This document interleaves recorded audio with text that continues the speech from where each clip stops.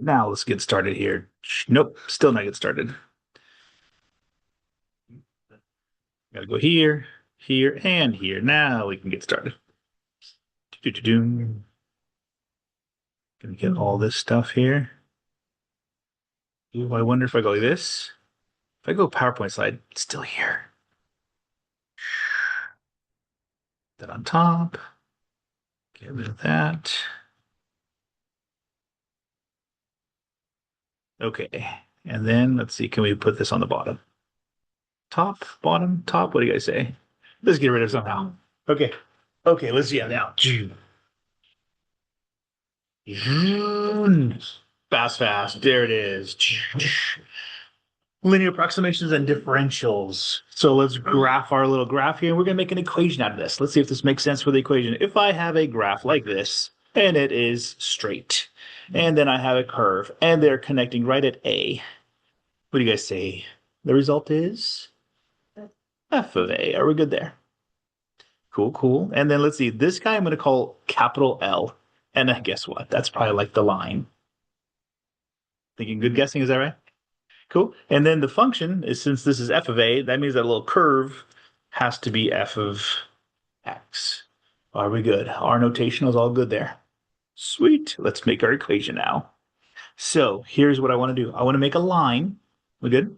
A line equation that lines up right at that point, but it's a line.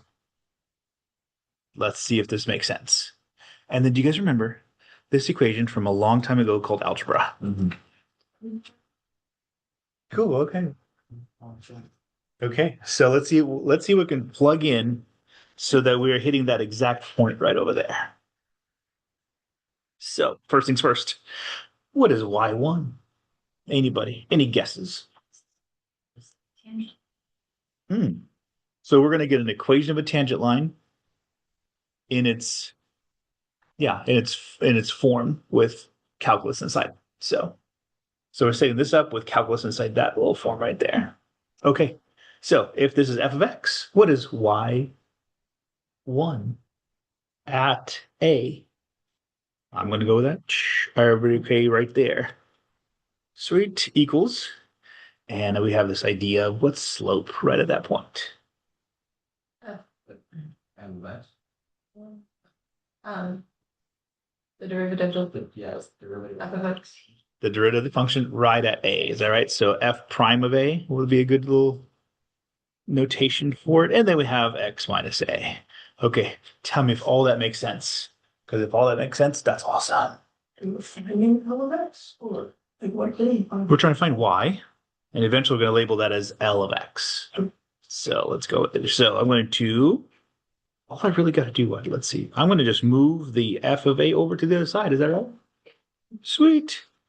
F of a minus all that again, or sorry, plus all that again. Okay, and all we're going to do is we're going to say that is the linear form of a value right at that point. Are we good? In terms of calculus. And we'll see why we use that in the first place. I have this, like I taught this here, I've searched everywhere. Why did we use linearization? And I think we used linearizations before calculators.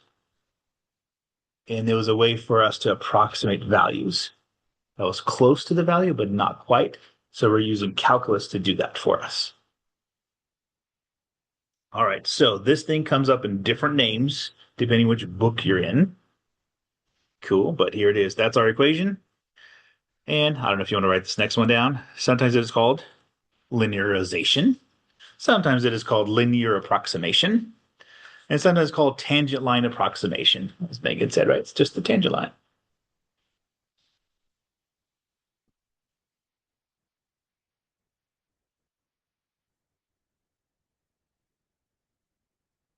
Didn't we do this on chapter 2?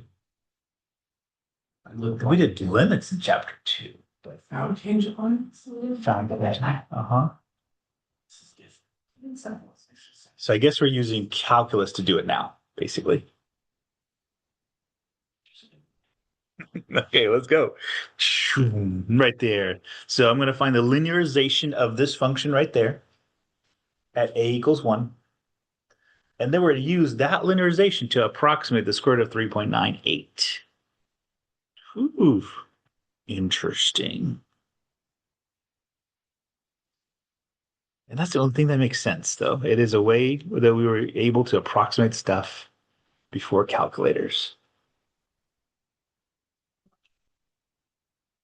But I could be wrong. I don't know.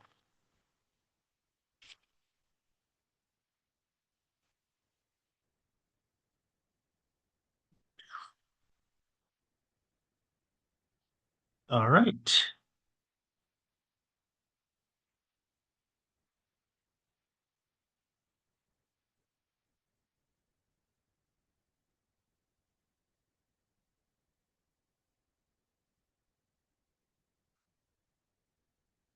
And then I go graphic at the end for it as well.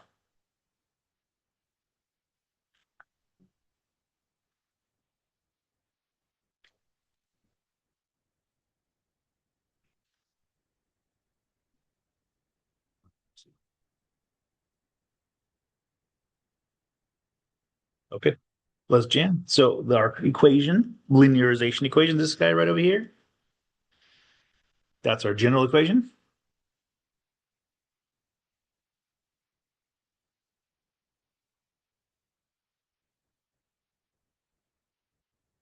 Say it is so. It is so. Yes. Okay. And then we're going to use 1 as our value point. Is that right? Let's use 1. So this would be ln of, technically would be ln of 1 right over here. Sorry, guys. My mistake right there. That should be ln of x, but it's because it's ln of 1 plus the derivative of fx at 1. And there it is. So notice we're going to make an equation specifically for this value at 1. Sweet. Okay, you guys talk to me. What is f of 1? It is 2. Are we okay with 2? Because f means the original function itself. And what are we plugging into the original function? A 1. All right, plugging 1 into the original function, which is the square root of 1 plus 3, which makes the square root of 4, which makes 2. So we got that value. Oh, your job now. Can you get the derivative of the function at 1? Do-do-do-do. 1 over it's here. Oh, that's right. I got to take a derivative, huh? Shucks.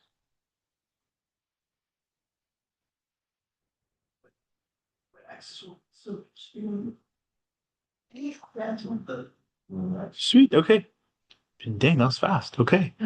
I have the like this. I'm supposed to find this.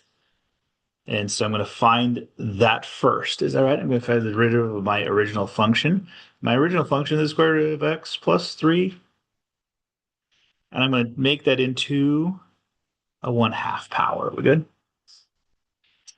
So I'm not even taking the derivative yet, right? That's just getting my original function so I can take derivatives.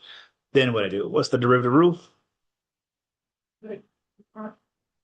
1/2 goes out in front. Power rule, is that right? X plus 3 stays the same inside because of chain rule. And we have 1/2 minus 1, negative 1/2. And then, ooh, thank you. We take the derivative of x plus 1, which is still 1, right? It's the derivative of the x plus 1, right? So derivative of the inside function. Ooh, okay, I think, and then just to make it pretty, make it look nice here. I got 1 on top, 2 on the bottom, and then I have the square root of x plus 3 on the bottom. Are we good? Just to make it look nice. All right, now we can plug in the 1 because the whole point of it is trying to figure out the derivative of f at 1. So plug in the 1 to the derivative now. 1 plus 3 is 4. Square root of 4 is 2. 2 times 2 is 1/4. Are we good? Yeah. So the slope of the square root of x plus 3 at 1 is 1/4. That's how fast it's climbing up. Now I think I have everything I need.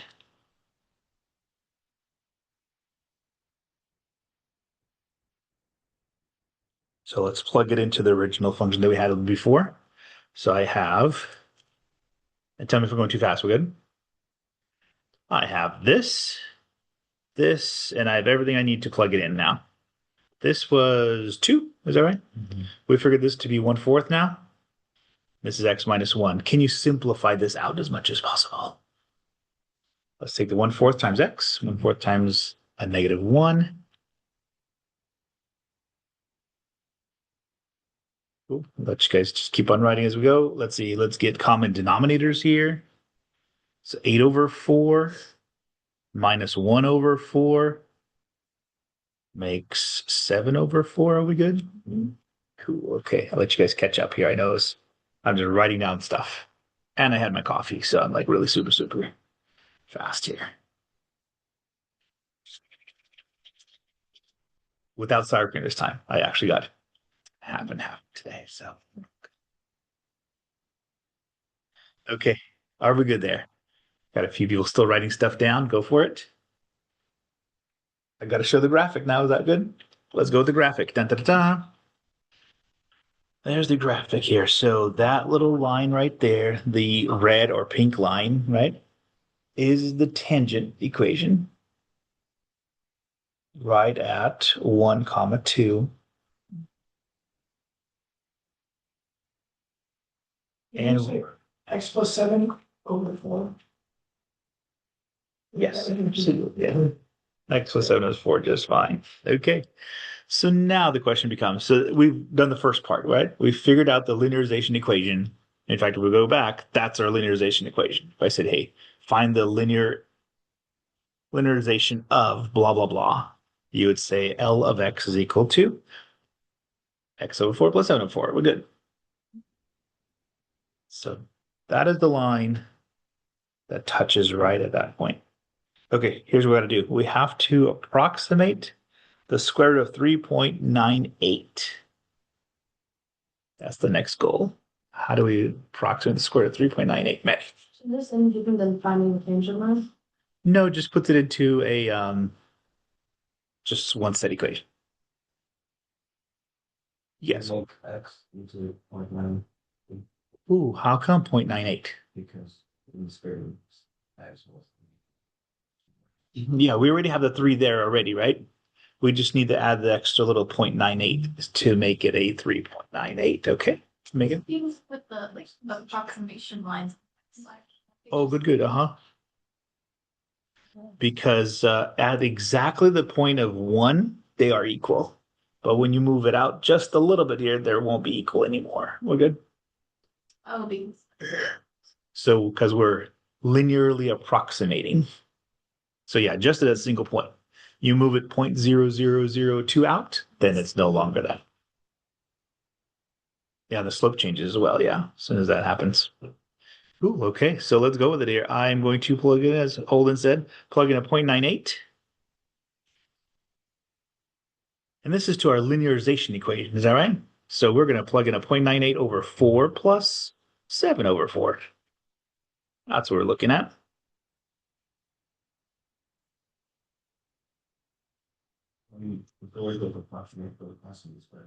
Let's go. Uh-huh. So yes. Sure. Let's see. I'm going to go back to, boom. So here's what we got. I need to approximate a square root of 3.98. Mhm. I already have a 3 here already. So the x value that gets me to 3.98 would be 0.98. Because I'm just trying to approximate that piece right there.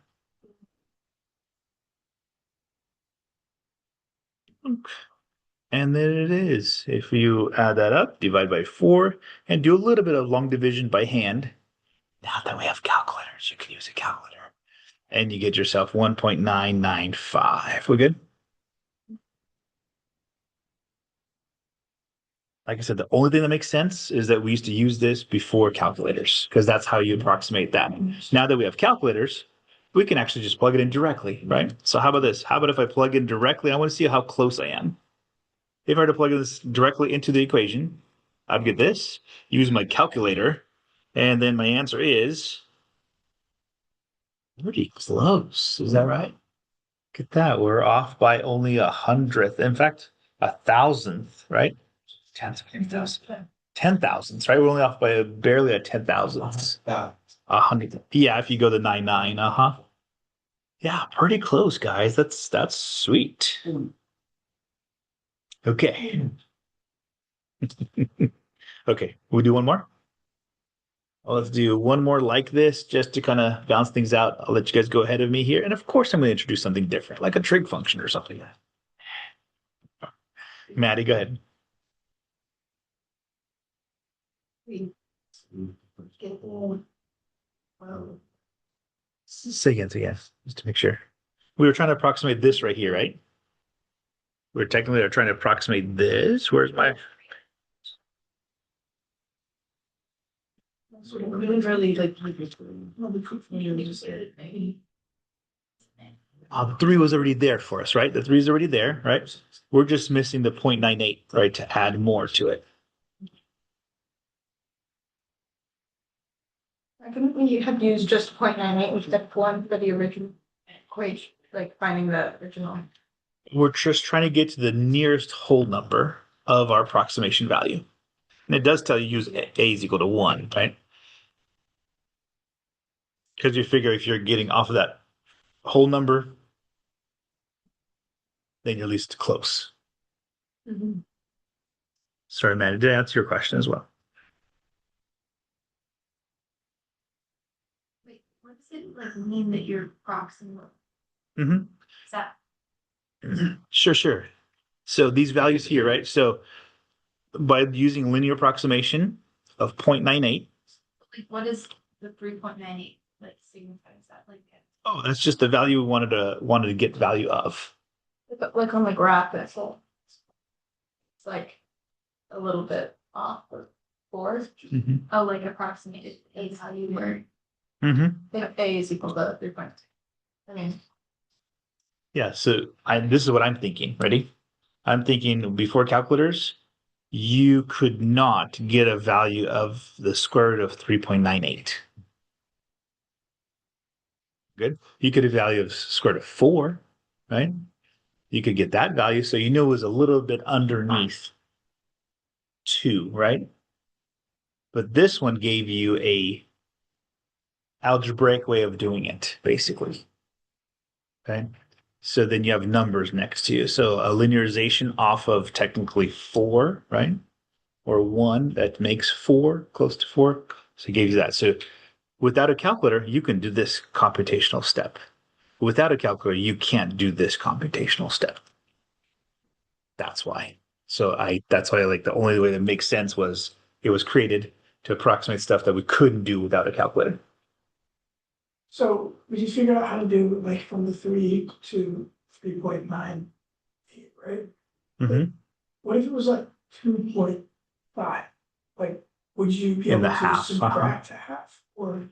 No, here it is. Just Inside, again? yeah, from 2, or maybe you decide between 2 and 3 then at that point, and then maybe you do even an average between the two, sort of to get it right in the middle. Just in a non-calculator world, you still would not get the square root of 2.5, right? I mean, you could, right? Because 2.5, see, let's check. I know like 0.25 would be 0.5, right? But let's just check something. It's cool. You guys spin me into different worlds sometimes, and it's cool too.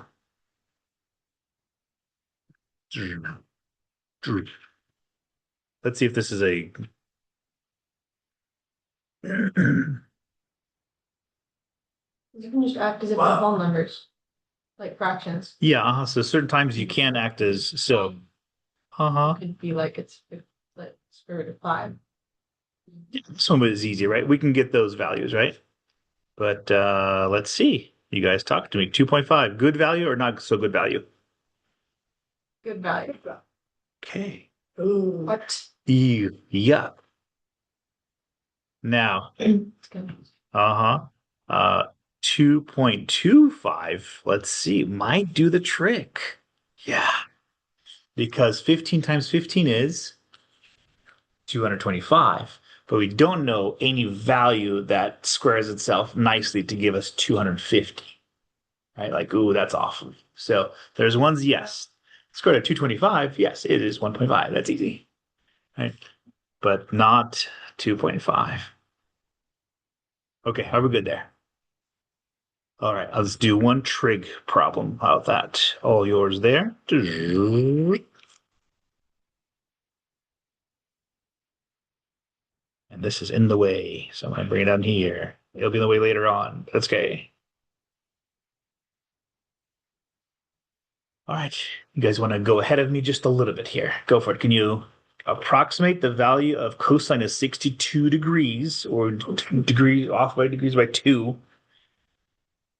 And we're going to use a is equal to 60 as our value closest. And without a calculator, a long time ago, no such way to do cosine of 62. In fact, when I was in school, um, in the back of our book, what we did is we had um, it was called trig tables. So you would look it up, and I think it went by tenths. So you had I think it went by tenths. No, it went by, I don't know, tenths or just regular, right? It had 1, 2, 3, 4, 5, 6, 7, right? And on the top it said sine, cosine, tangent, cosecant, secant, cotangent. And whenever you wanted to find out what is cosine of 62 degrees, you flipped to the back of your book and you looked it up on a chart. That's cool. And I also had a pet dinosaur at that point. It was a lot.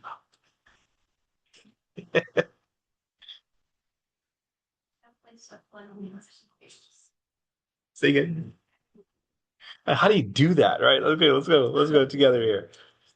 So let's go. Our equation that we made that we're so cool making, right? This guy, blah, blah, blah, blah, blah. Our general equation. We good? And then all we got to do is figure out what do we need to plug in? Then you guys talk to me. Are we good there? Okay, one thing I got to do. Sorry, I didn't tell you guys real quick here. Um, we don't like degrees. We like radians. Yes. So before we plug stuff in, let's convert this guy into radian measurement. So 60 degrees as a radian measurement is, thank you. If you want to do the whole thing, you would just multiply by pi, divide by 180, but eventually the degrees cancel, and eventually 60 and 180 turn into pi over 3. We're reduced. Sweet. Okay. Now we got to convert 62 degrees.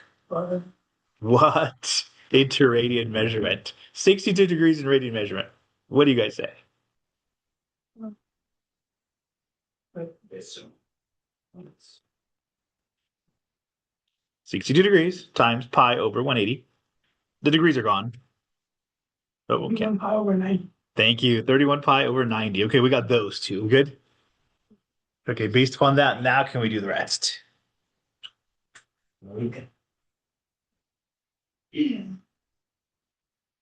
And again, we're just doing this as a process, right? Of, I believe, what we did before calculators. Okay, can we plug this in now? Let's see. We need da da da da da.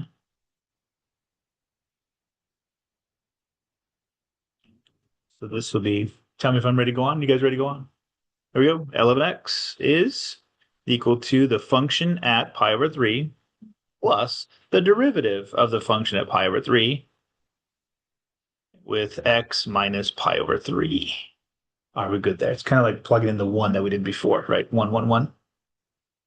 Okay, so the first thing says, what is the function at pi over 3? We know that from trigonometry class. What is cosine of pi over 3? 1/2. I go with that. Boom. Next, we got the first one done. Next, what is the derivative of the function at pi over 3? So we go back and we say cosine is my function. What is my derivative of cosine? negative sign. Negative sine. Okay. Doom, doom, doom, doom, doom. The derivative of cosine is negative sine. And now I'm going to plug in pi over 3. What is negative sine of pi over 3? Negative. Here. Okay. Every grid there. Negative root 3 over 2. Okay. Based upon that, you guys, can you plug everything back in and simplify the equation for me?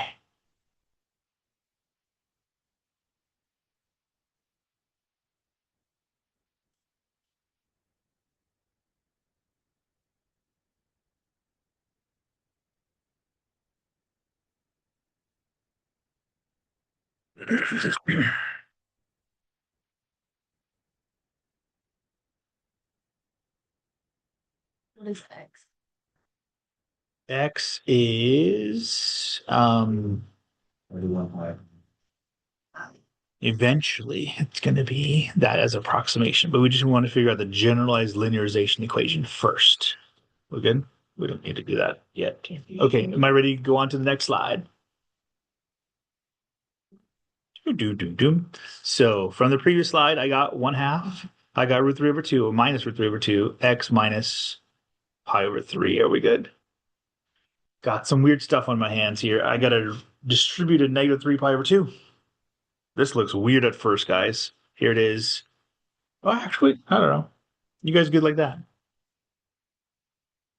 What did I do here? I kept it like that because I'm lazy. Okay.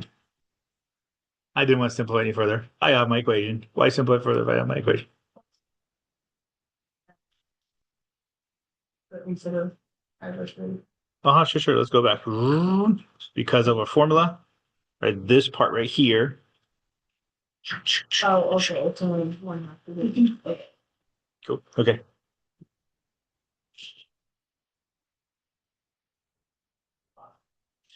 All right.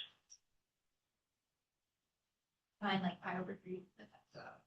Oh, I guess we'll have the units wrong. Now we're good. Are we good with this being the equation?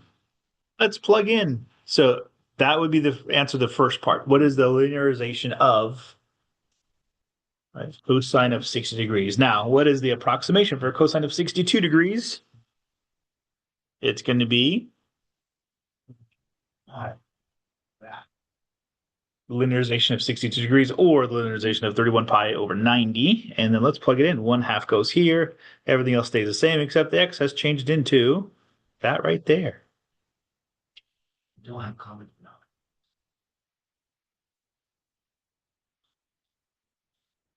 Need a common denominator. Okay, so 90 inside there makes, let's see, inside the parentheses, pi over 3 now becomes 30 pi over 90. Is that right? Wait, Nice. Okay. It actually just cancels.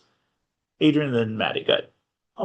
so if anything over itself is 1, right? Uh-huh. So if you multiply everything by infinity over infinity.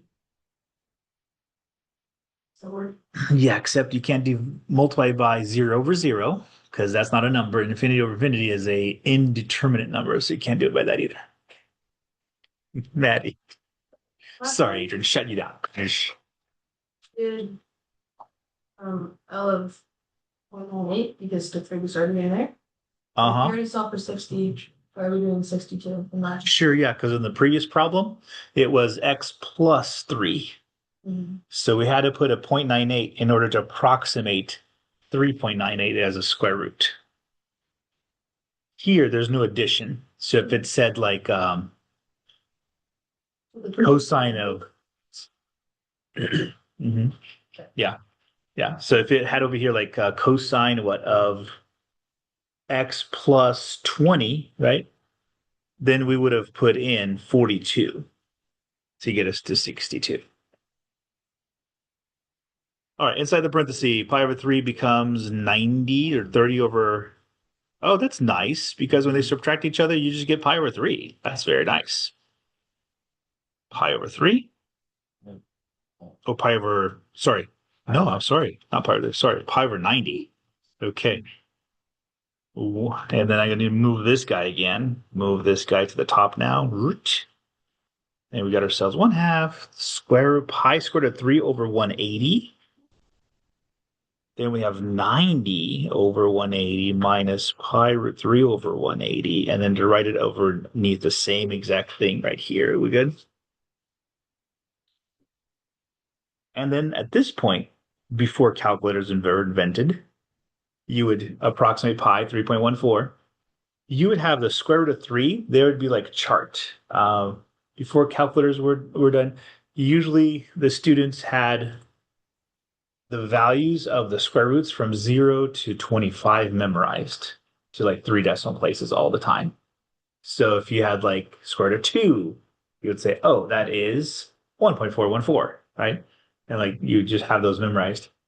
And up to 25. And then the students that excelled in the advanced class, they probably have it up to 50 or something like that. When I was teaching high school, we had a foreign exchange student from Germany. And interestingly enough, I said, like, hey, what is the square root of the such and such? I think it was like 15, I think, right? And she's like, oh, it is blah, blah, blah, blah. And I was like, who are you? You know this. So I said, okay. Like, what did you do? Because, yeah, part of our memorization when we do the multiplication table is we memorize square root tables. That's part of it. I said, okay, let's have fun, guys. So they were like, okay, square root of 18. Okay, square root of 22. And she's like, yeah, she rattled it off correctly. Yeah, up to 25.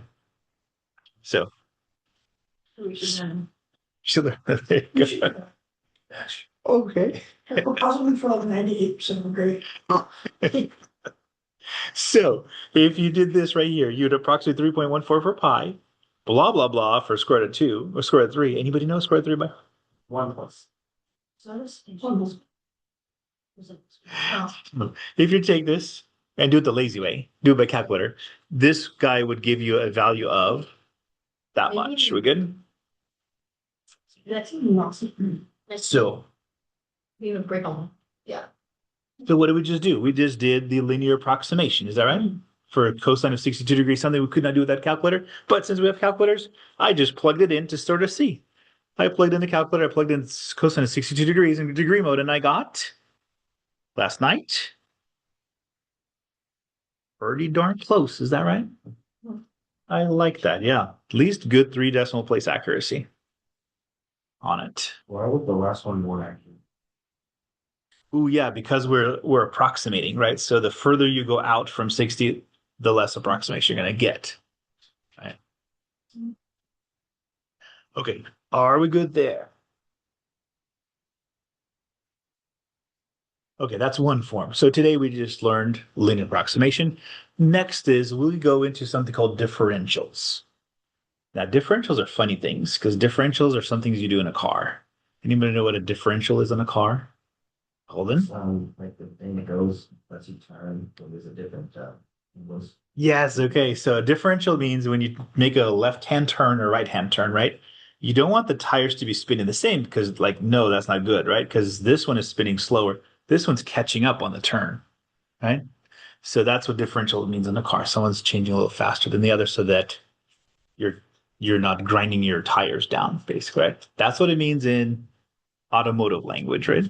So now we go into math language, which means a little different. But let's go with it. So we're going to do something called differentials.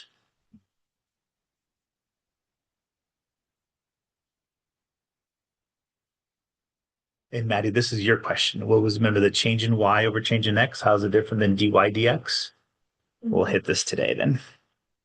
All right, guys, 15 minutes to go. Let's see if we can finish this off. I'm going to go just a teeny bit faster. We good? Just so we got it here. So tell me if you agree. Y is equal to fx, is that right? Mm-hmm. If we take the derivative of this stuff, would the next thing would be dy over dx is equal to? At this point, f prime of x. True, true. So then also, if I think of this as variables, right? I'm going to multiply both sides by dx. And I see this little guy right here. Are we good? So dy, the change in dy or change in y is really just the derivative of fx times the change of dx. Whoa, what does that mean? Notationally makes sense, right? Boom, of course, yeah, you just multiply by dx on both sides. Okay, what does it mean graphically? Here it is. Here's the graph part. I'm not sure if you can draw it out, but let's go with it here. So if this was x squared, and this one probably not need to write down. Let's kind of think through it here. So the derivative would be, anybody? 2x. Boom, we're good there. So then we're going to do this here. What happens if our dx, right, our change in x is equal to 1, and we go from 1? So where we're at? If we're 1 from 1, we are at 2. Is that right? So then let's see what this means. Just kind of, and it'll show the graphic here in just a second here. So dy is going to be, according to the formula from last time, it's the derivative of f of x dx. True. So let's see if this makes sense here. I'm going to plug in a 1 since I want to do it 1. This guy here is a 1 because I'm plugging it into here. So we're good there. That's the derivative function, that 1. Okay there. And then we have the multiplier because we wanted to be, the dx has to be a change in x by 1. So there's 2 here. So the question is, what in the world does that 2 mean in the first place? All right. So this is really just, we're just playing with notation. We good? Notice linearization was usually just play with notation. So if I were to make a graph, like I always think like when the first person that ever did this, like they did the notation like, whoa, that's kind of strange. I wonder what that means, right? So let's see what that means. So if I have a line right here, we good there? There's my linearization line. I want to know what that 2 made for me. So this guy I said was dx, right? That's the change I want to do to x. I want to do a change of 1. But my dy process, instead of giving me 3, which goes up to 4, it gave me 2, which went up to 3. So it's this little piece right here. Weird. Okay, so dy by itself gives me the, what do you say, the movement up, is that right? The movement up based upon the linearization process, if that makes sense. We good? So dy gives me the move up or down based upon a linearization from that point. Because it was a 2 instead of a 3. That's crazy. Okay. So I think I got that taken care of. So dy, let's see this again. Dy is the up and down movement, right? Of the linearization process of the point if it was a linearization of it, right? We're good? So it's like just tracking the tangent. Yeah, it's tracking the tangent line. Absolutely. That's a perfect way to say it. So now let's go back to algebra. So let's go back to say, like, you know what? I remember this. I remember m slope was change in y over change in x. We good in there? Long time ago. I was saying the land far away, but land not too far away. It was just the campus like right there. Okay, so then real quick here, how do we say change in physics? Delta. That delta, absolutely. So in this case, it'd be delta y over delta x, which really by slope definition is really y2 minus y1 over x2 minus x1. Is that right? Mhm. Just messing. So you don't need to know this process. We just need to know how to use it, right? So then let's do this here. Let's change this into functions, right? So y2, what's y2 as a function?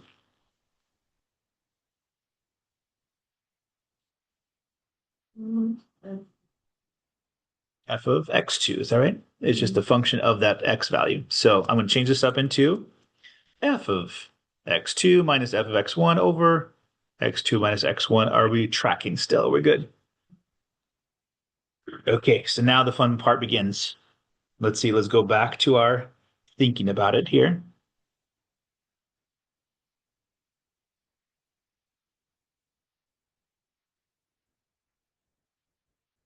Okay, if that's the slope of the line from one point to another, let me make a little graphic just real quick here. We're good? And then we'll put it all together. So the graphic looks like this. If I have something like this little curve right here, and this is the value p, which is x1 right now, and this is the value f of x1. Are we good there?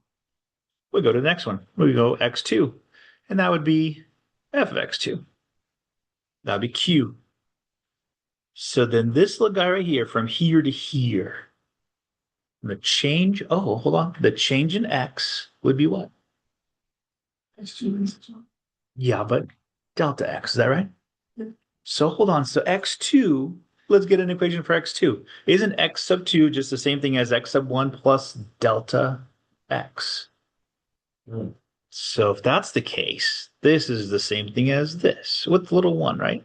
Or actually, let's do this here. Forget about the x plus one, x sub one, x sub two, any generic x whatsoever. Is that right? If I make a delta of that x, I get to my next value. Now, this is not linearization, right? Because I'm actually getting to the next value. Because once I put f of, so this is any value whatsoever, right? Anywhere along my graph. Doesn't have to be at a specific spot. Then this one would have to be the change of the original x plus the change of what I want. We're good? Sweet. We're getting there. We're getting somewhere.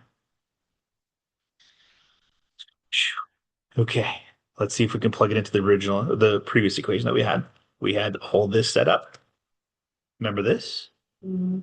Do you remember this? Hmm. Remember this? You better. It was only like 2 minutes ago.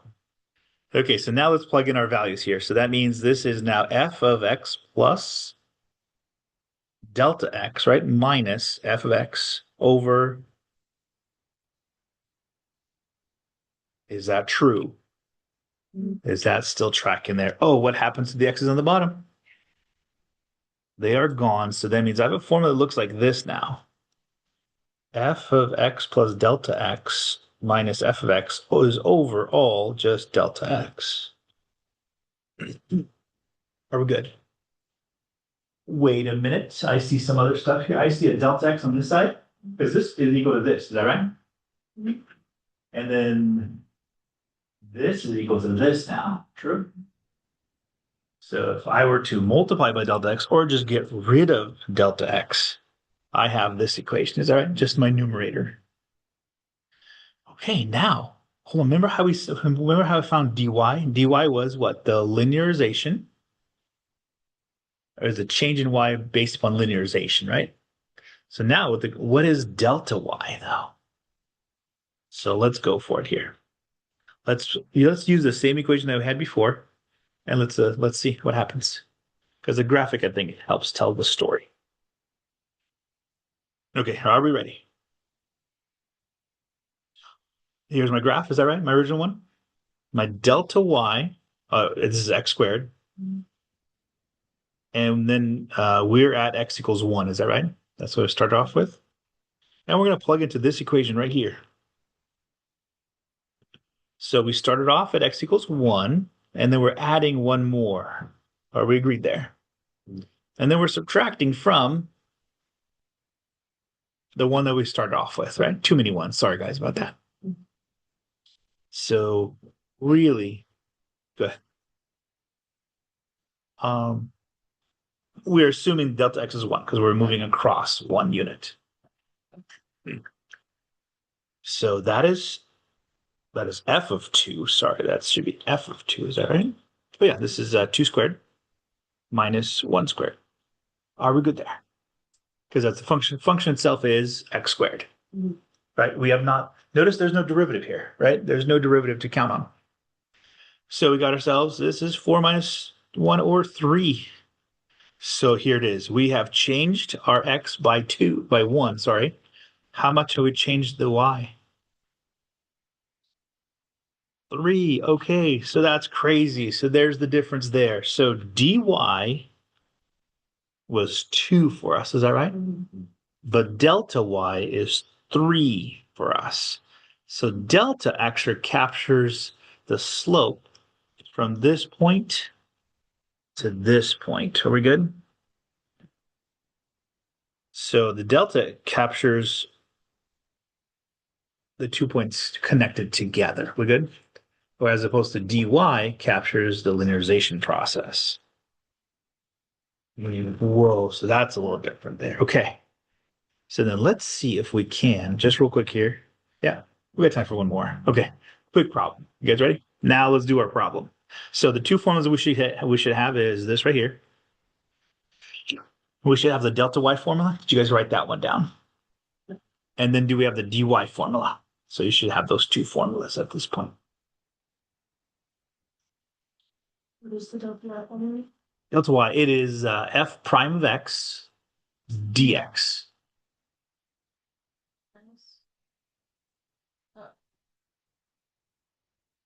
Which one is the dy from? That's extra. dy, yeah, right over here at the bottom here. So the dy formula is, where's my, so dy is equal to f prime of x dx. I don't know what the delta was. And the delta is that. Yeah, delta y is, yep, sorry, yeah, let me write both of them down there. So then delta y is equal to f of x plus delta x minus f of x. So notice where dy, there are no derivatives, right? With dy, yes, there is that derivative. That's the difference there. Okay, and then the question comes up is, Mr. Reggio, how about this? What's up with the delta x and dx? They are both the same. So there it is on the bottom here. So delta x, it does equal dx. Those guys are connected to each other, but delta y and dy, they are not the same. Oh, Are we good? Let's see, 2.5 minutes to go. I think we could do this one. So here it is. Compare the values of delta y and dy if this is our function right here. Okay, then I need to tell you the change, right? I need to tell you the starting position and the change position. So I'm going to start off at x equals 2. And I'm going to go up to 2.05. Barely, barely, barely. Are we good? I just moved off barely, barely.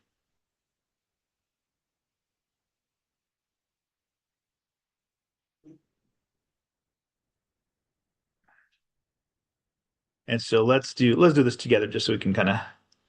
So delta y. Delta y by formula, it is x plus delta x. Where are we at? What's our finished product? Where are we at with the finished? Sorry, guys, I'll let you guys write it down first. Go ahead, write it down for a few seconds, and then we'll.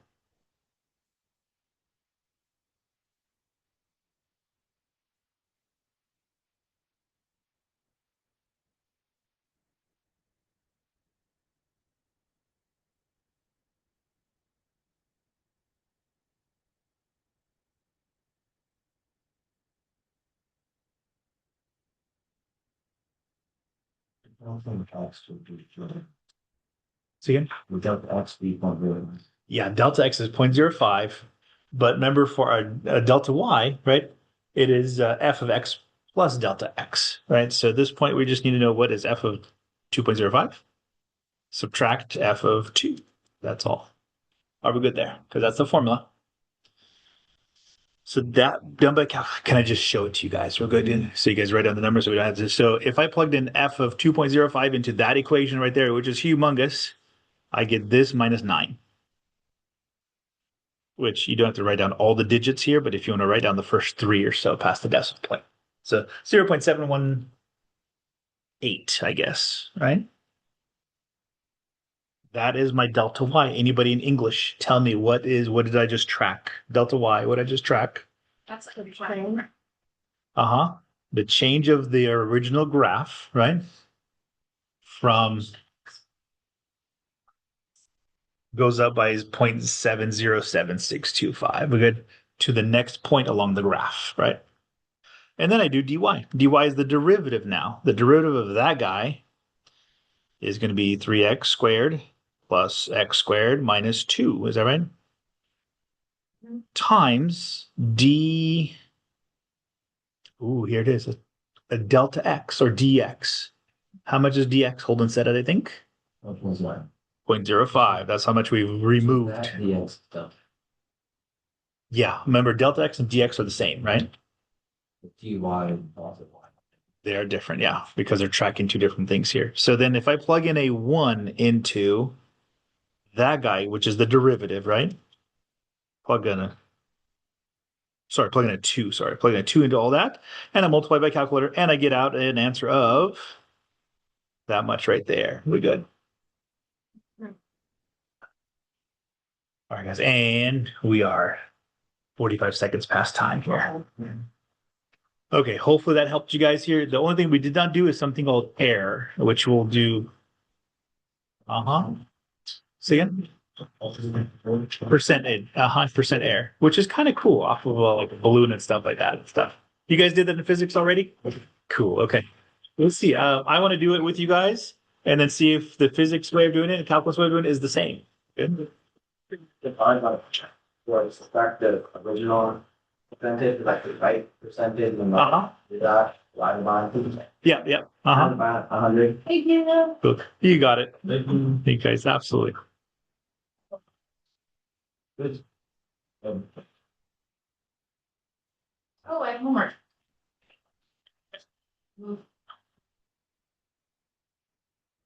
I got 3.6.